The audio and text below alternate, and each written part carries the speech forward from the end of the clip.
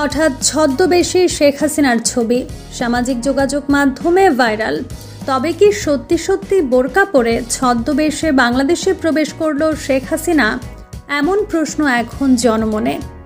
গত 5 আগস্ট ছাত্র জনতার আন্দোলনের মুখে দেশ ছেড়ে ভারতে পালান সাবেক প্রধানমন্ত্রী শেখ হাসিনা। এরপর থেকে ভারতে তার সঠিক অবস্থান জানা যায়নি, তবে ধারণা করা হচ্ছিল তিনি দিল্লিতে অবস্থান করছেন।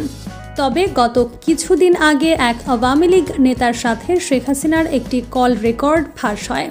সেখানে শেখ হাসিনা বলেন, আমি বাংলাদেশের খুব কাছাকাছি আছি, আমি তো পদত্যাগ করিনি, আমি এখনও বাংলাদেশের প্রধানমন্ত্রী, যে কোনো সময় চট করে দেশে ঢুকে পড়ব।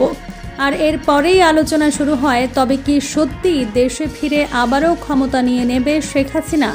এদিকে আজ সামাজিক যোগাযোগ মাধ্যমে শেখ হাসিনার বোরকা পরা একটি ছবি ভাইরাল হয়।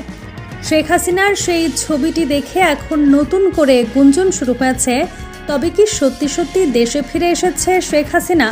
তবে আসল ঘটনা হলো, এটি শেখ হাসিনার ছবি নয়, শেখ হাসিনার চেহারার মতো দেখতে অন্য কারোর ছবি এটি।